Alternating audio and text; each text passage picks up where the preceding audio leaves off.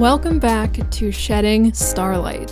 So far in this season of Birth by Sleep, we discussed the Keyblade, annotated with the special letter Chi, and its counterpart, the true Kingdom Hearts. Both primordial and greater versions than those in previous games. We've also covered how Master Xehanort's ultimate goal is to use these two things to create a new world. But so far, we've been averting from two major characters in Birth by Sleep, the driving forces for one of the game's three routes. Ventus, a boy of pure light, and Vanitas, a boy of pure darkness. Because of their unique hearts, Ventus and Vanitas clashing in a fight would allow them to forge the Keyblade. Not forge in the sense of physically shaping a tempered metal into a weapon. Rather, like other Keyblades, this enormous weapon forms from the hearts themselves. So let's go back to the beginning, before Vanitas' birth and Ventus' sleep. Ventus was discovered by Master Xehanort, though we don't know the details how. All Xehanort writes in his reports is, "And that was when I met Ventus and made him my pupil. We were destined to meet, and I could sense the potential within him, but the boy was too benign for his own good." Before Xehanort fixated on Terra to be the vessel to house his dark heart, Xehanort originally had his eyes on Ventus, but then realized he was too gentle and kind-hearted. Never letting any tool go to waste, Xehanort instead set up the circumstances to eventually use Ventus to forge the Keyblade. As we've already established, the Keyblade's creation requires two strong hearts of light and dark. So Xehanort, using this Keyblade, extracted the darkness from Ven's heart. A shimmering fragment of heart rises from his chest into the air, where it's shrouded by a black wind. And this dark mass takes its shape. Empty creature from Ventus Riven, to you, the name Vanitas shall be given. Yes, Master. This separation, however, damaged Ven's heart, leaving him so unresponsive that Xehanort anticipated him dying. As a rare act of sympathy, Xehanort brought Ventus to his old home that he knew would be peaceful for one's last few moments of life, Destiny Islands. But it just so happens that at the same moment Xehanort was about to leave what was left of Ven's heart to expire, just across the sea, a new heart kindled into life, Sora. His newborn heart finds its way to Ven's now broken heart. And to mend it, Sora offers something we've never seen before in the series, for Ventus to join his heart with his own. So Sora's heart fills in the missing portion of Ven's that was fractured. Then the two say together, "It's time to wake up now. All we need to do is Open the door." In the outside world, Ven then raises his arm and, summoning a Keyblade, shoots a beam of light into the sky, leaving sparkles shimmering in the clouds.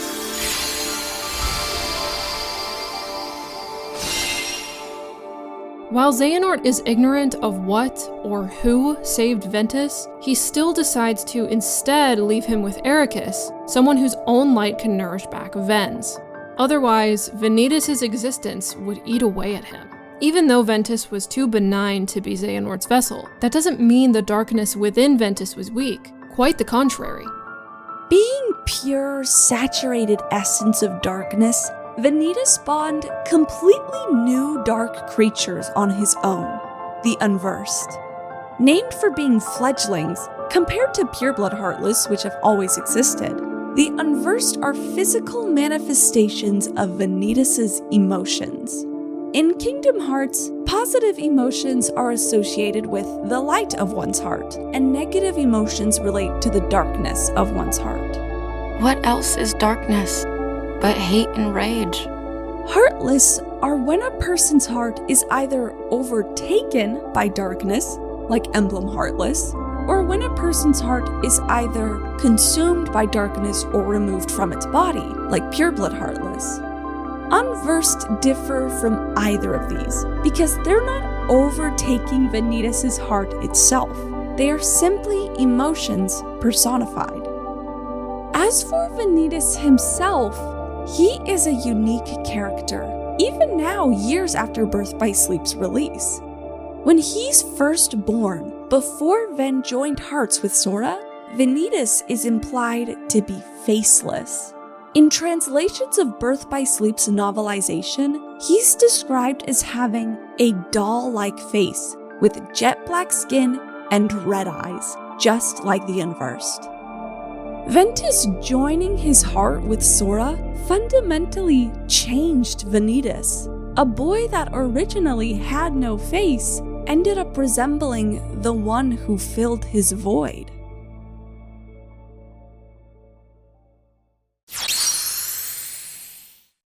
Eventually, at the Keyblade Graveyard, Vanitas was granted the opportunity he waited for his entire brief life. Not only was the Keyblade forged, Vanitas' heart took control of Ven, leaving his own body to disappear.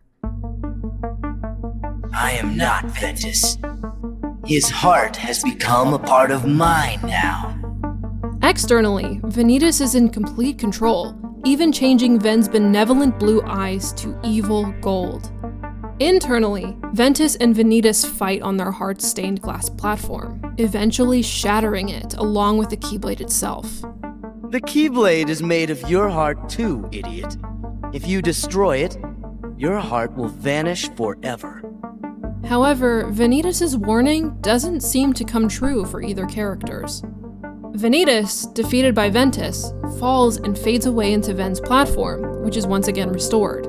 But this isn't technically the last we see of Vanitas. A secret boss, referred to as Vanitas' lingering spirit, or the Vanitas remnant, is, similar to the lingering will, described in this game's journal as a physical manifestation of what remained of Vanitas' powerful thoughts and feelings.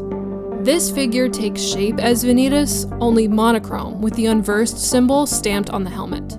Even after his defeat, a piece of him lingers on like a ghost. As for Ventus, he too would have faded away had he not already anchored his heart to a haven, Sora.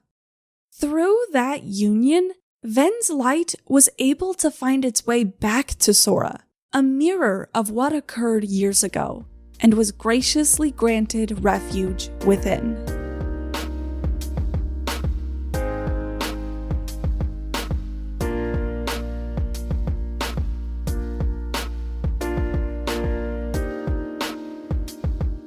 Hello, Hannah.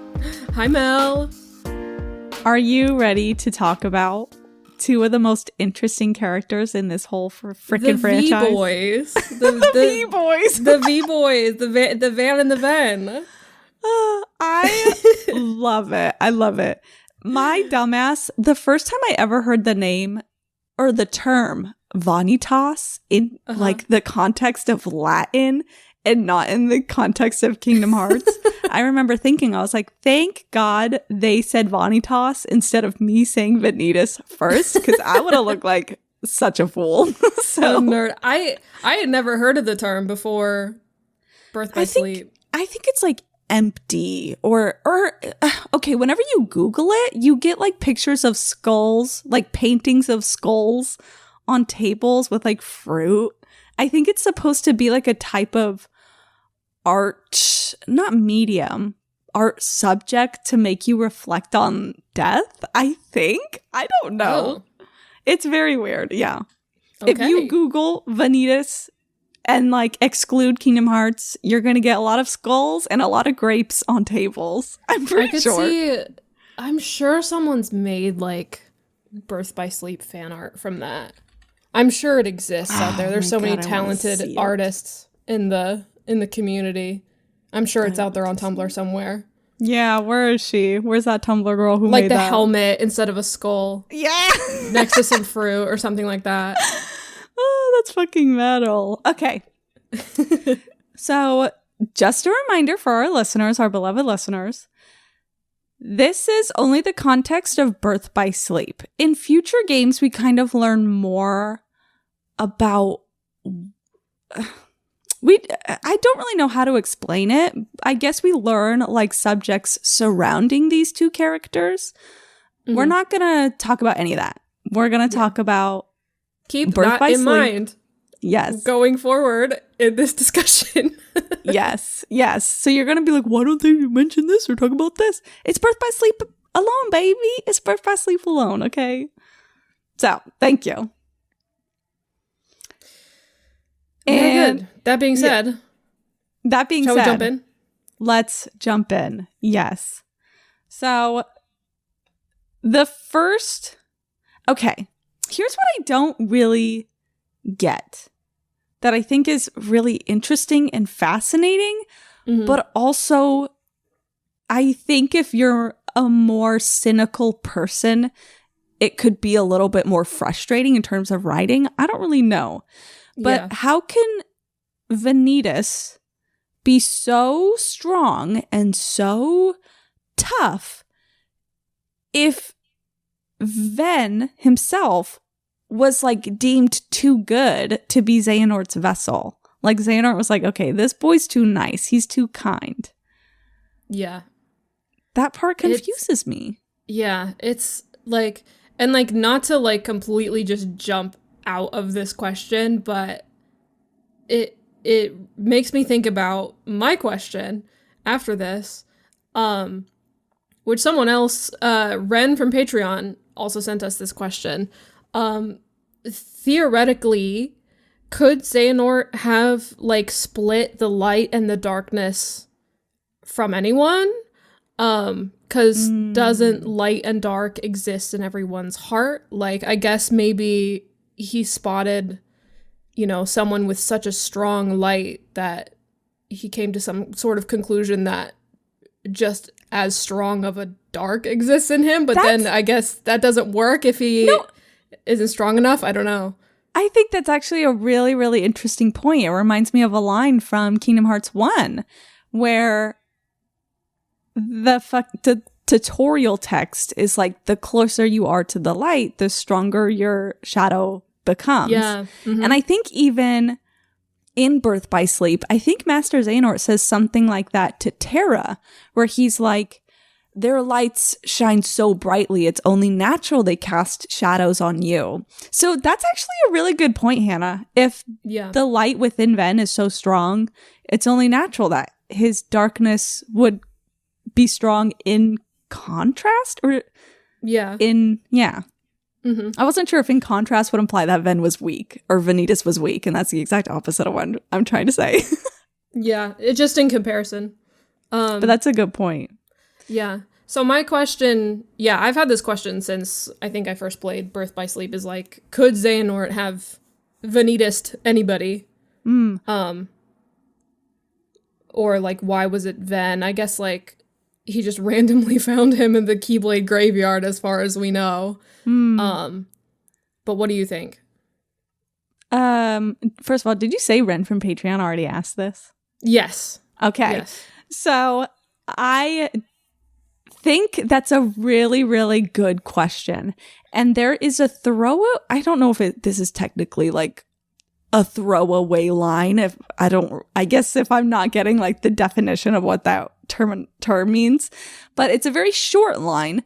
And Vanitas says it to Aqua in, I believe, either Radiant Garden or the Peter Pan world in Neverland. But I believe he says it in Radiant Garden, where he goes like, very good, after she like just fought him and like kicked his ass. He's like, well, I'll keep you around. It never hurts to have a backup. And I recall Nomura saying in an old interview from like 2011 or whatever, 2010, 2011, in 2011 or 2010. 18,000 years in the future. I believe Nomura said that he's implying that, instead, if Ventus doesn't work out, Aqua could instead be used as a light. And that kind of makes me wonder, like, I guess in that sense, he's not implying that he would split the darkness from Aqua, but Right. rather Aqua would be a stand-in for Ven, just like as herself, as she is. Yeah. And I think that implies two things. One, you can still have a little bit of darkness in your heart and still be considered like a light for the Keyblade.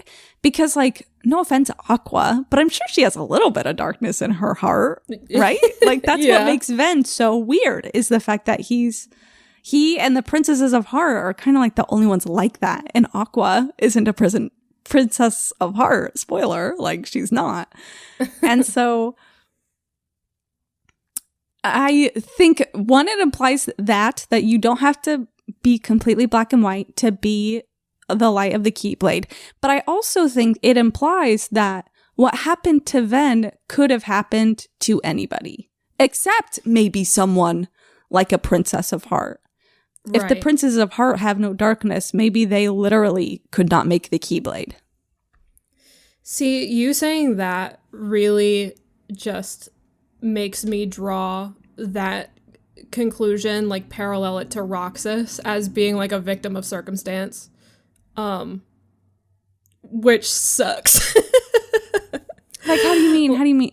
Like, I don't know, like if it truly could have been anyone. Oh, he was in the wrong place at the wrong time. Yeah, wrong place, wrong time, and then Roxas's whole life being dictated by, somebody else's choices. Yeah. Yeah, just And, being the victims of their own story. Yes, I feel like that, Terra gets a lot of flack, as we've talked before in previous episode. He gets a lot of flack for being at the wrong place and at the wrong time, and everybody's trying to manipulate him. But the same thing happens to Ventus, and you could argue that he gets an even shorter end of the stick. So that sucks for him. I'm glad I'm not that guy. Yeah, this game just fucking sucks for everybody, huh? Dude, Birth by Sleep is such a tragedy. I know. Like, oh my God. I just saw a TikTok of someone just recreating the scene of Terra, Ven, and Aqua after they fight the boss in Radiant Garden, and they have that fight. And I don't know if you've seen, I don't know how often you hear like viral sounds, but they're drawing Ven talking to Aqua, and it's this viral sound of a guy going, "Shut up, Mom! Silence from you!" I think it's so funny. I have not heard or seen that. That is fucking funny. I will send it to you. But I hope everyone else knows what I'm talking about it. Have you seen the one where it's some skit? I assume it's maybe not a Vine, because Vine is too short. Maybe it is a TikTok, but it's dubbed over Terra, Aqua, and Ventus in Radiant Garden. And like Terra and Aqua are like getting a divorce, and Ven keeps butting in, but Ven doesn't know what the fuck is going on because he's just a kid. And I think eventually, I don't know if I'm allowed to say this, but I think eventually at one point in the argument, it's revealed that the guy who's dubbed over Terra has like a tiny penis. I think I know exactly what you're talking about. I think it's a video that was made by a guy who was popular on Vine, but it was like a long video. Okay, gotcha. Was it the like "You're not fam" video, or like "You're not fam"? Oh my! Your moves are weak. I missed that.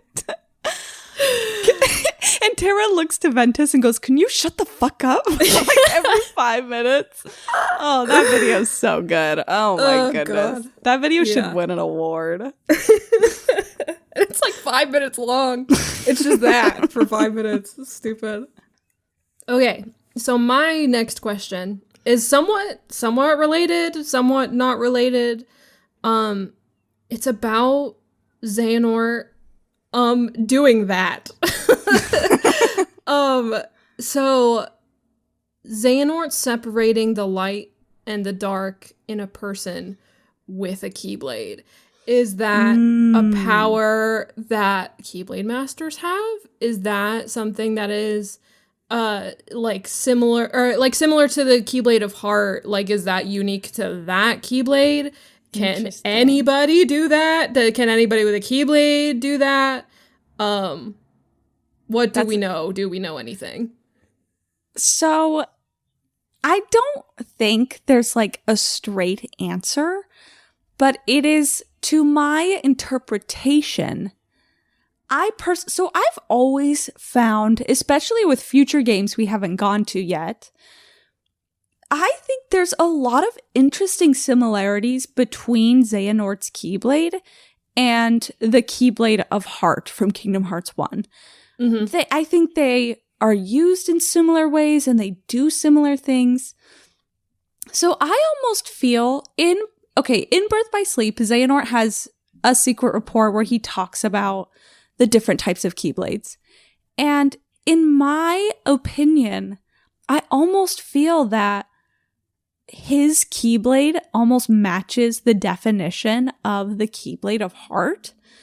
But that's not definitive. That's not like confirmed anywhere. It's just my own like little like what if theory, you know? Do you mean like the physical description of it or like a different description? No, like a functional description.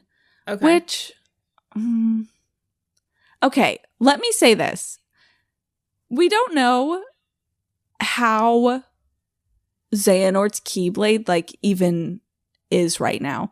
Like there's weird shit that he does with it. So for example, this is so specific, but in the scene where Xehanort is summoning Kingdom Hearts and he shoots like a dark ball into the sky and then the clouds begin to recede, revealing Kingdom Hearts, the dark ball, I'm pretty sure it's this way in the actual cutscene, but at the very least, it's in the Kingdom Hearts 2 Final Mix secret ending version of that scene. Do you know what I'm talking about? Can you picture it? No. To be honest. Okay. Kingdom Hearts 2 Final Mix secret ending. All the Keyblade people, all of Birth by Sleep characters are fighting each other. Right. Yes. And then Xehanort raises like a pillar, like a mountain, into the sky. Yes. Mm-hmm. Yes, and he's rising towards Kingdom Hearts. And before he summons Kingdom Hearts, his Keyblade turns into like this ball of darkness. It's so quick. It's like a blink and you miss it shot. And nobody talks about it as far as I know. So it doesn't really seem to be that important. But I do think it is interesting that his Keyblade turns into a ball of darkness and that ball shoots up into the sky and then Kingdom Hearts is being revealed. Yeah. So in my opinion, he's using that Keyblade to summon Kingdom Hearts. Maybe not to open it, maybe not to unlock it, but to make it appear. And that's my own personal opinion, interpretation of that scene. But I do wonder if his Keyblade is unique in some way and is distinct from others in some way, similar to the Keyblade of Heart. But you would think that if that was the case, he would have said that in his secret reports, which he didn't. Yeah. So, you know, I guess it is pretty crazy looking.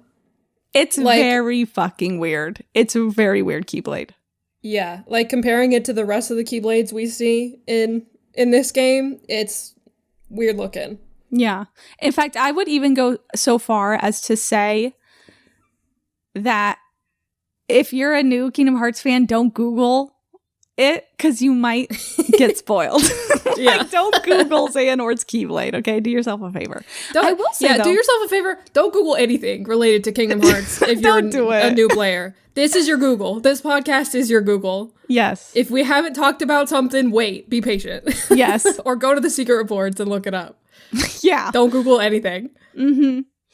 So something else that is interesting, though, I didn't write this as a no, but it is something that came to mind as we're talking about it, is that his Keyblade, so when we're fighting the Lingering Will in Kingdom Hearts 2, Terra's Keyblade transforms, and we've talked about that. We've talked about how it transforms into like a vehicle, a whip, a cannon, and we haven't gotten to this topic yet. I don't remember what episode I put this under. It's got to be under some episode, but I might as well mention it now.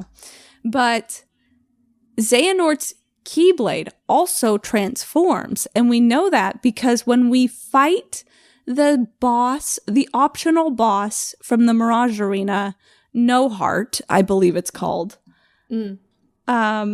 it transforms during that boss fight. And I don't remember the forms because I don't think I ever fought it myself because I'm too baby, but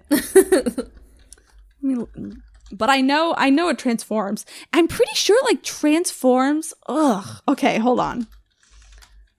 Should we talk about this now? I feel bad we're straying away from Ventus and Vanitas. Yeah, why not? It's our show. Okay. Fuck it. So let me type in like transformations. Transformations. Jesus Christ. All I'm getting is on Google Images, I'm just getting like sympathy cards because I wrote heart or something. Kingdom Hearts. I'm pulling up a gameplay footage of it.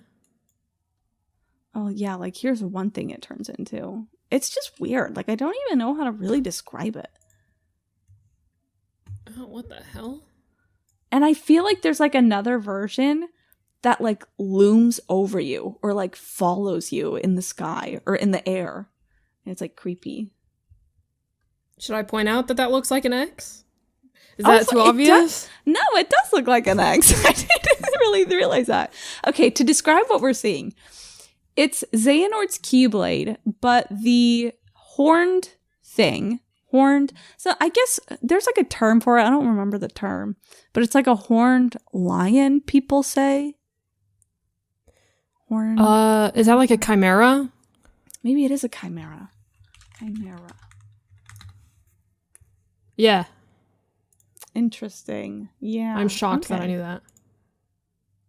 You would know it if you watched Full Metal Alchemist. Everybody, I'm trying to get her to watch Full Metal Alchemist. Okay,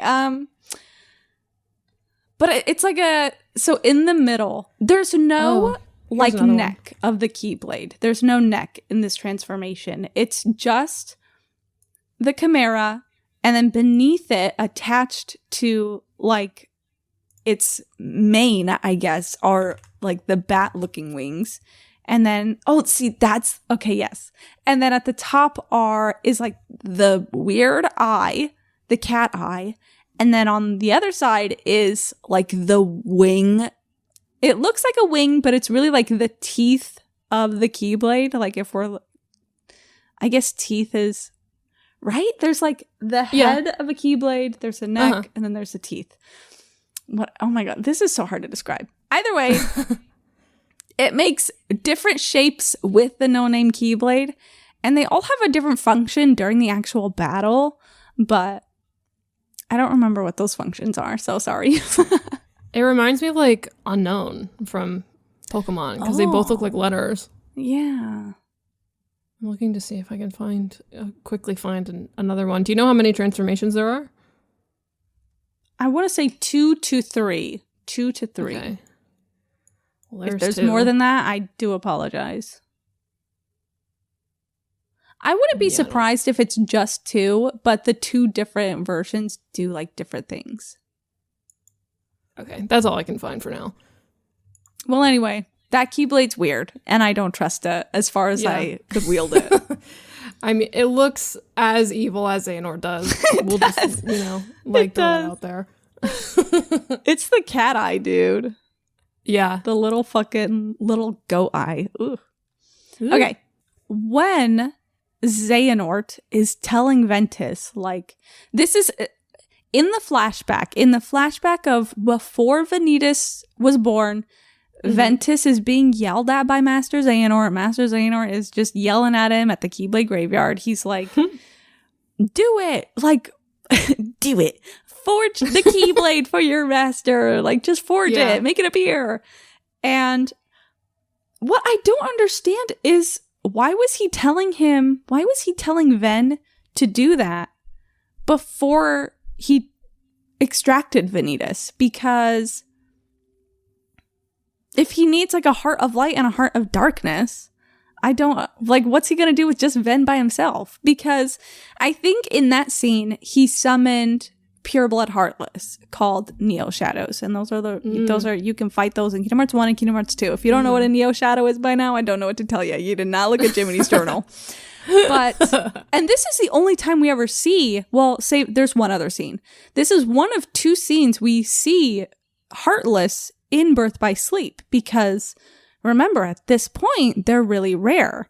And so because Apprentice Xehanort didn't create that machine yet, and Maleficent didn't start using them to create an army.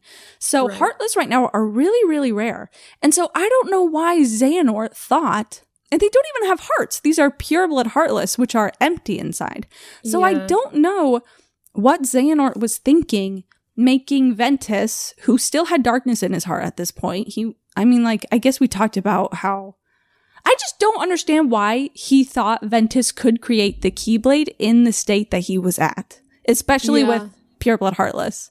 I don't get it. I'm hazy on the timeline, but is it possible he was still in the experimentation research phase of what a clash between the light and the darkness meant? That's a good point. Let me look at his reports. I have it bookmarked.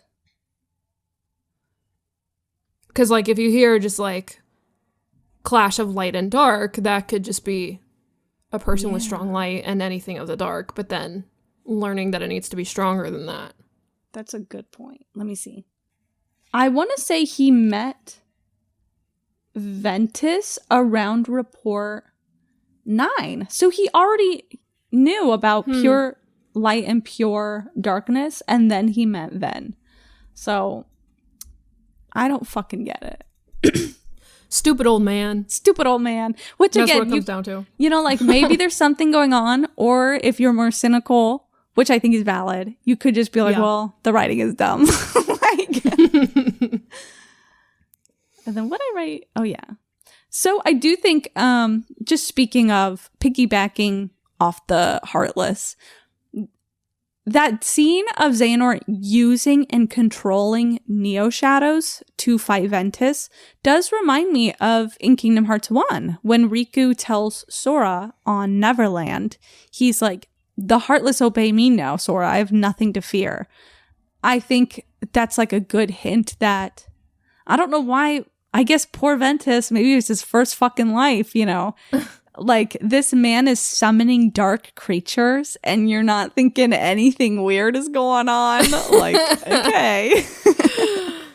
Oh, he's got stupid Sora disease. He really does. Unfortunately. Yeah. They all do in this game, a little bit. Not looking at that man and being weird. Even fucking Ericus, who grew up with him. Yeah. Anyway. Ugh. Okay. Yeah, parallels of Xehanort and Riku are so fun to draw. They're honestly the fucking best. So moving on to when the deed is done and when Xehanort actually takes Vanitas out. Yeah. I do want to... It's funny. Okay. So if Ventus, when he's really... I don't know, broken? ? I guess you could say, or his heart is fractured. Yeah. The way he is limp and he's not reactive is very similar to Kingdom Hearts 1 with Kairi, when her body was empty because her heart was in Sora. Mm-hmm. Yeah. If you go back and listen to that episode where we talked about that, we literally pulled up the cutscenes to see if Kairi was missing her pupils, Ven is. That is crazy that we did that. Oh, we're so good. And she does have them. She does have her pupils, unlike Ven. Interesting. So, yeah, that is interesting. I wonder if that's a design choice that they made later. Yeah. But also something they could have patched in the Final Mix version, but I don't know. She's different. She's Princess of Heart, so maybe she's just built different.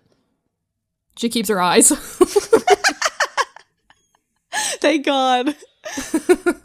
Something else I wanted to point out. So this was something that I remember theorizing about for years, or like wondering about for years. So in Birth by Sleep, this is before you branch off into a specific route and picking a specific character. But it's like the very beginning of Birth by Sleep. Ventus is in his bedroom and he looks up at the stars and he's like, oh, a meteor shower. So he goes outside and he stargazes.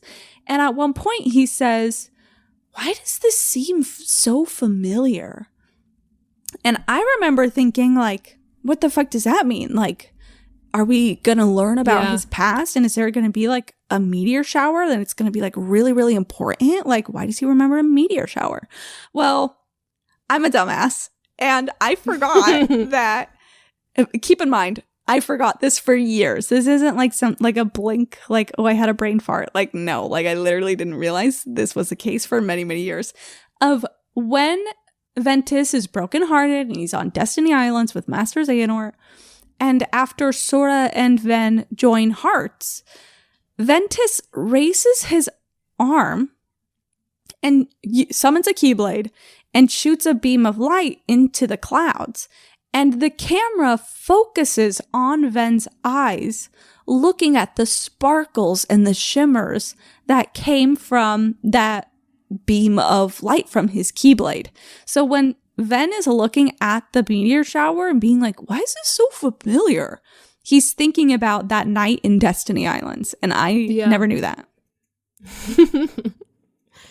Yeah. I think whenever I was replaying the game for the show, I also maybe wrote that down. I don't have my phone next to me, so I don't remember. But yeah, I remember taking special attention to that line as well. Because we love, foreshadowing and callbacks. Yes, we do. We really do. Okay, and something else I wanted to point out about that scene that is just weird is when Sora and Ven join hearts, they say, all we have to do is open the door. And then Ven shoots that Keyblade, or shoots that beam of light from his Keyblade.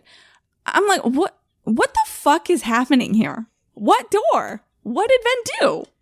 Did Ven open a door somewhere?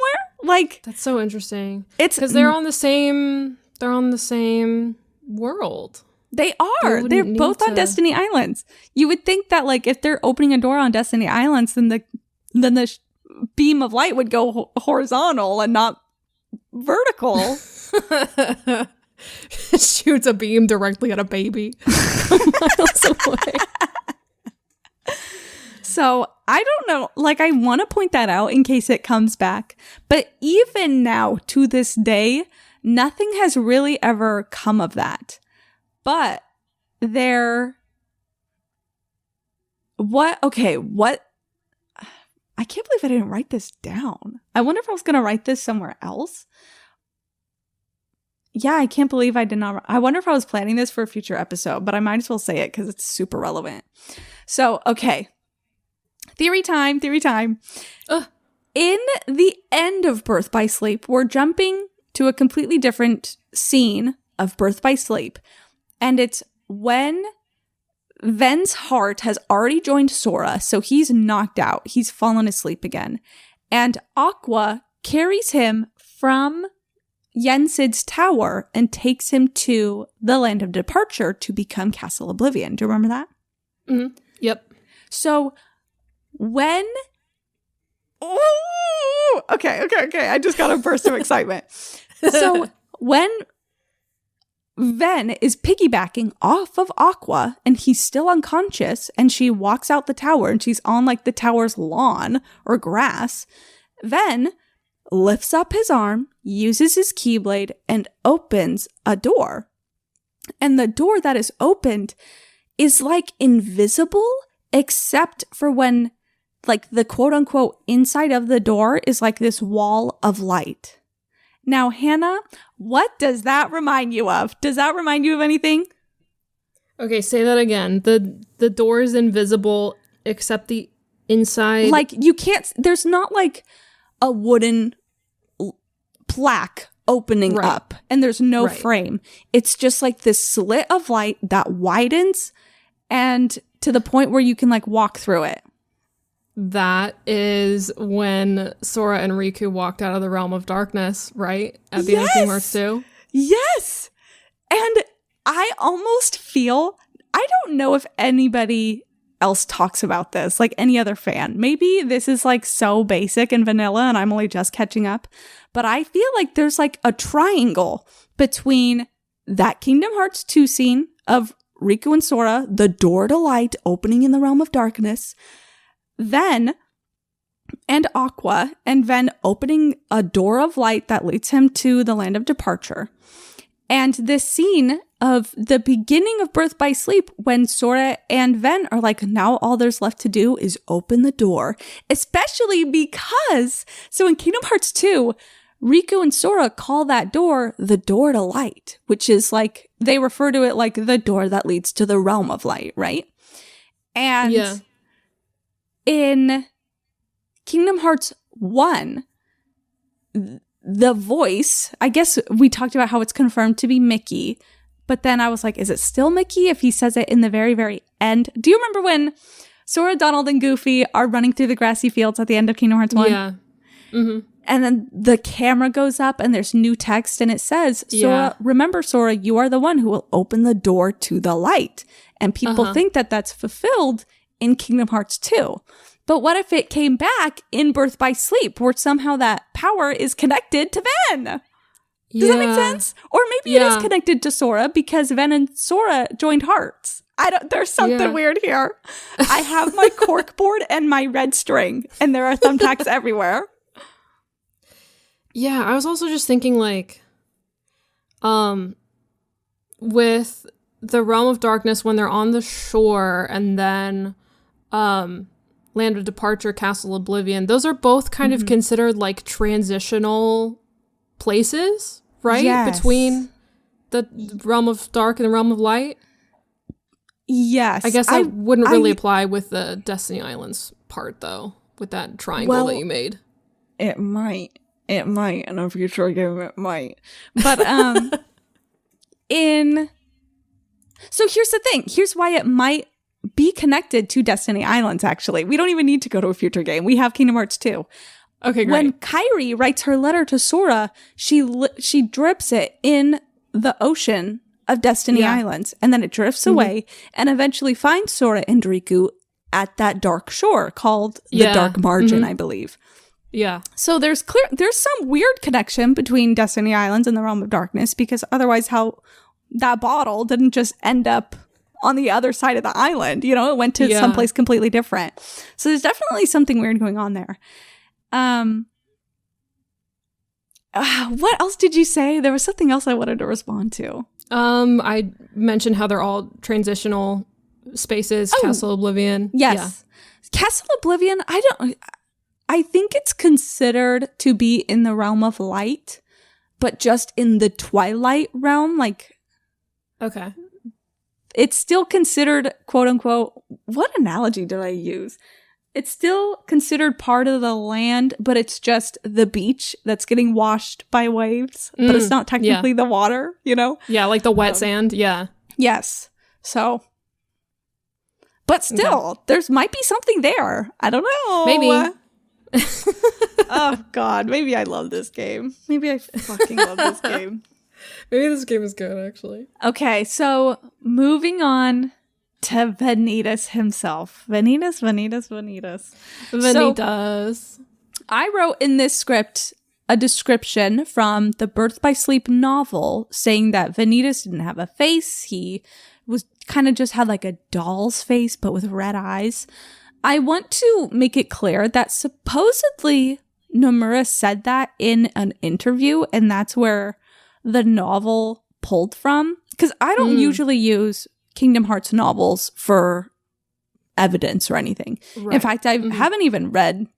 I feel like if I've read any of the novels, it was just Birth by Sleep for that Vanitas description. I haven't read any other Kingdom Hearts novel, so I don't really know what they entail.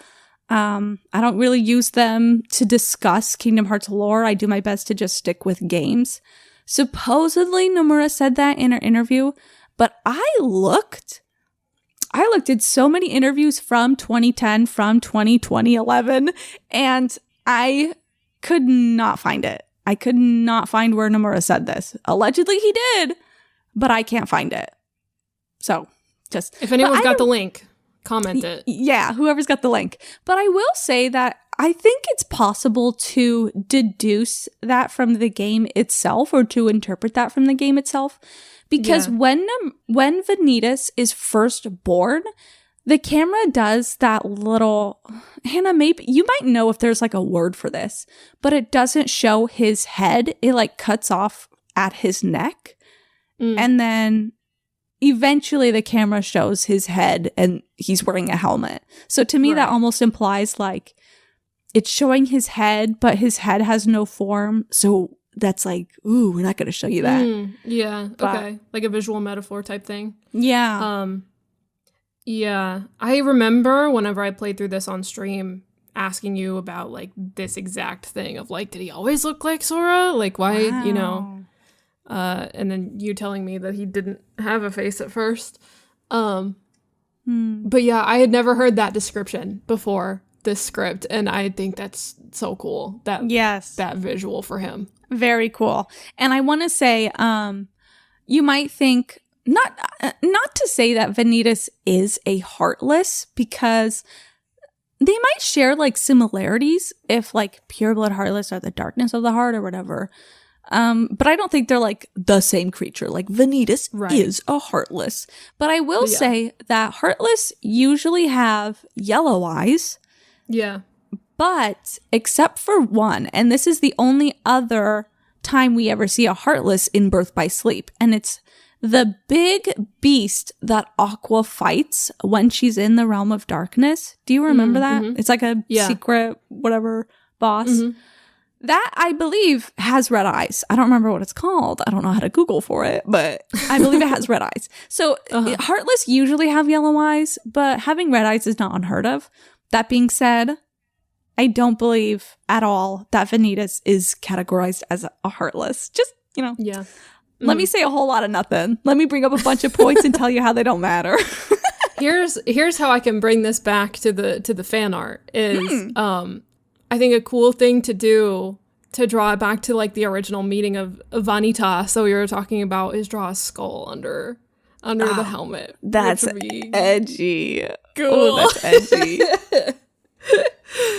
Someone draw it. Mel, draw it. Okay. Did I ever tell you of my... Did I ever tell you? Whenever a new Kingdom Hearts game is like on the horizon, I start getting really crazy Kingdom Hearts dreams. And one time I had a dream of the lingering will, and it was still speaking in like that metallic voice, but its helmet faded away, and underneath was like this dog skull, and then the dog skull split open, and there was like a galaxy inside the chamber of its skull, all while saying, "I will repeat all will repeat." And it would just kept saying that. Isn't it the craziest dream you've ever heard? That is so crazy. That is some Undertale bullshit. Yeah, it is. Toby Fox, if you use that, I will sue, unless I get money. I get crazy video game dreams. Like if I'm playing Fortnite too much, I get Fortnite dreams. If I am thinking about Genshin too much, I will get Genshin dreams. I want a Genshin dream so bad. I feel like I have dreams about Columbina, but I never remember them. It's just like a flash of a memory, and I wish I remembered. I love Columbina. I'm so jealous that you have her. Don't worry, bitch. She's coming back. She's way too popular. I spent so many primos on her. Anyway. Oh, no. Anyway. Okay. So there was a line in the script that you wrote that I wanted you to expand on, which was, while Xehanort is ignorant of what or who saved Ventus, he still decides to instead leave him with Ericus, someone whose own light can nourish back Vens. That makes sense. Otherwise, Vanitas' existence would eat away at him. Can you explain what you mean by that and where you pulled that information from? Yes. Xehanort says it in one of his reports. I wish I fucking actually wrote in the document where I got it from. Okay, so in Xehanort's report 11, Xehanort writes, Ventus and Vanitas were not matched in power. I could not train them together, or Vanitas' darkness would gnaw away at what little Ventus had left. Of course, I needed a place where the boy's light might flourish, so the answer is obvious, Ericus. So, that's another thing that I think is so interesting, is that Ven is so good, he's such a good boy, but Vanitas' existence is so fucking strong and like overwhelming for Ven. And I think that's even more interesting considering how in the beginning of Birth by Sleep, after Ventus is removed and we see Ven's fractured heart, the piece that is missing is not that big. It's like a fourth of his little heart-stained heart platform. Like, let me make sure. Let me actually double check, and I'm not just... You say that, but Mel, our hearts have 4 chambers, and you tell me if your heart would work good if one of those chambers was removed from you. God damn, that's such a good point. Okay, shut me up. Well, either way, it's just like, it's so like vital to a person. Like, I don't think there's any like coincidence in them choosing the word heart, which is what literally makes us, you know, our existence walk and talk and breathe.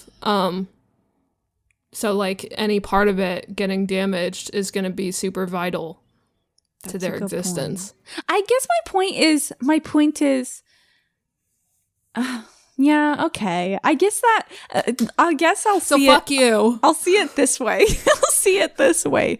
Where even though it's a small piece missing, that piece is really, really dense and heavy. I guess. And then when it's finally like let loose, it can expand to its full size of Vanitas. Yeah. So I guess that's one way to think about it. That's fun. Yeah. Oh, how fun. Okay, well, thanks for making me see it that way. Yeah, but like, to go back to the previous point of like, if Vanitas is going to eat away at Ven when they're separated, how did that not happen when they were together? Like, how did that not happen from the inside? So, from the inside. So that's a good point. And that reminds me of my next point, which is, I promise I'm going to bring this back. So at one point during Vanitas' route, Vanitas ends up at the Keyblade graveyard. And this is before like all the shit hits the fan. But when Ven... I think I said Vanitas, but I meant Ventus. When Ventus is at the Keyblade graveyard, he's with Mickey. And when they're there, they fight Vanitas. And so, but obviously, even though Ventus and Vanitas fought, they did not create the Keyblade at that point in time. It was only at the very end of the game that they formed the Keyblade. And so, I almost wonder if 2 things. One, coming back to your point, where maybe in order to keep Vanitas from eating away at Ventus at all, like throughout the whole game, maybe how do I say this? Maybe Vanitas could have only eaten away at Ventus before they had kind of solidified as their own individuals. Like maybe when they had just split. Yeah. They're like still so connected that I don't even know how to describe it. Like I'm trying to think of like Play-Doh. Like maybe you have to wait for like the clay to harden or else it'll just goop back together. I don't know. I get what you're trying to say. Maybe that's why later on Vanitas does not eat away at Ventus. But the other thing the other reason why I wanted to bring up that scene of Vanitas and Ventus fighting with Mickey, or that makes it sound like Mickey's the bad guy. But Ventus and Mickey fighting Vanitas at the Keyblade graveyard earlier on in his route. Something else that I think is interesting of why they did not form the Keyblade. I wonder if it's because in the actual climax, before the Keyblade is forged, Vanitas says, "Now that my body is about to perish, you and I will have to join together." So I almost wonder if Vanitas needed to lose his body or to almost die in order to possess Ven and the Keyblade be forged. And maybe that's why they needed to actually fight and to actually clash, because otherwise Vanitas would just have his body and they're the only way. If Vanitas still had his body and tried to merge with Ven, they would just end up hugging. Maybe Ven literally needed to lose his body. I don't know if that's true, but I think could explain why they didn't create the Keyblade in the beginning of the game. Yeah. Yeah, that's so interesting. Yeah, because I guess you give up him giving up his whole being to forging it. Yeah, and possesses Ven. Ven for that union. Very interesting. That's very interesting. Yeah, that's a good point. One of the things that we love to, well, I can't speak for Hannah. I assume I'm speaking for Hannah, but maybe Hannah's like, I don't actually, that does speak for me. I agree with you in everything you say, always. Okay. Something we'd love to do here at Shedding Starlight is to bring back old pieces and old things that we've planted and to bring it back up into relevancy and be like, see, we made that connection, huh? So there's a lot of things we can go back to in Kingdom Hearts 2, in Days, maybe Kingdom Hearts 1, and talk about Ven and Vanitas and how that kind of changes things and gives things new light. And you know what? I wonder if that's why I didn't write down my point for the Kingdom Hearts 2 Door to Light. I wonder if I was planning that for the revisit episode. But either way, if you're wondering, you haven't talked about this scene in Days, you haven't talked about this line in Kingdom Hearts 2, we're going to come back and seriously, you guys, talk about all of these new scenes and new lines and new shots with Ven and Vanitas a part of that context. Yeah. Yeah. There's a long list of bullet points here that Mel wrote down that we are going to revisit. And if it doesn't have the Kingdom Hearts 2 one, it does. Oh God, I'm so good. One thing I love about myself is I am that bitch where if you see an old Facebook post and you think, oh, that's so funny, I'm going to write this comment, and you scroll down and you see that you already wrote that comment 10 years ago. I am that bitch. I'm so consistent. I love when I think to write a note on Kingdom Hearts and I look down and I've already written the note. So hell yeah. We're good. We're covered. I don't remember did you promo yourself at the beginning of the discussion? I didn't. I did not. I completely forgot. Okay, so listen, again, you might be thinking, well, what about this game and this game and this added context and this and what about this? Look, okay, so I run a YouTube channel called The Secret Reports and I'm in the midst of making a video. I know it's been 3 years, but I had Premiere Pro open just yesterday. Okay, she's in the works. Hell yeah.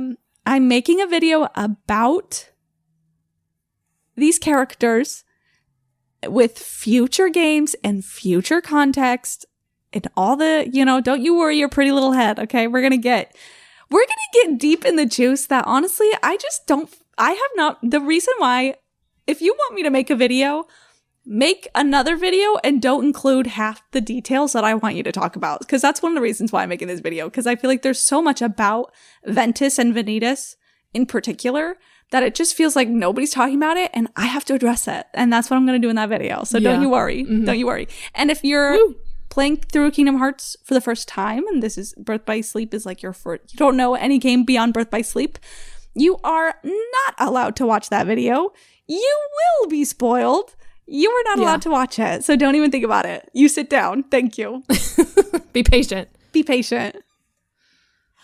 That's Amazing. I can't wait to see it. I've already seen some of it. Hee hee hee. Ha ha. Friend privilege. Hee hee hee. And I can't wait for it. I'm so excited. Mel, what's our next episode going to be about? I have no idea. Let me go look. I have no idea. Okay, the land of departure. The land of departure. Hell yeah. I feel so That's bad exciting.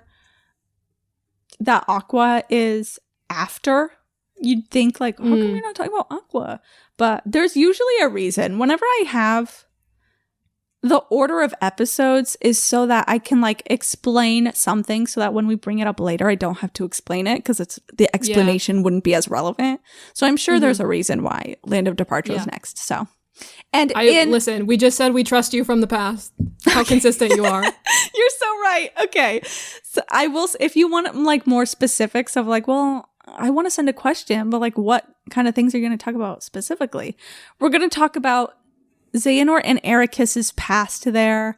We're going to talk about like cultures of Keyblade wielders because like Terra and Aqua just seem to be more a part of a culture than Sora and Riku, who are clearly like self-trained. And then we're also going to talk about the fall of Land of Departure and how it eventually becomes into Castle Oblivion. So I'm smiling. I'm so excited. So if you have any questions relating to those things, send them to our email, sheddingstarlight@gmail.com. And if you haven't checked out our Patreon, you should go check out our Patreon. We post episodes a day early and ad-free, and we do Patreon exclusive episodes where we talk about whatever the fuck we want over there every month. And we already announced this over there, but short little programming note, we are no longer gonna stick to weekly episodes. We're gonna be posting episodes when we can, when we're able to. Yeah. We're hoping to stick to some sort of somewhat regular cadence, but yeah, we're no longer weekly because the show is very high quality. We hold it to a high standard, and we just, we think that'll be better for us in the long run instead of like going on long stints of making episodes and then burning out and disappearing for 3 months, 3 or 5 months. Fuck. So yeah, that's how we're gonna do it from now on. So yes, thank you thanks for always listening and supporting us, you guys. Thank you. Yeah. And again, we post every month on Patreon without fail. So go check that out if you're interested. And if Kingdom Hearts news ever comes out, that's where we're going to talk about it. We're not going to talk about it here. We're going to talk about it there. Yeah, and we talked about whenever the latest mobile game got canceled, we kind of talked about that over there, and people got really excited to hear us talk about up-to-date Kingdom Hearts stuff. Yeah. So go check that out. Yes. But yeah, that's all we got for you guys today. Thanks for listening, and we'll see you in the Starlight.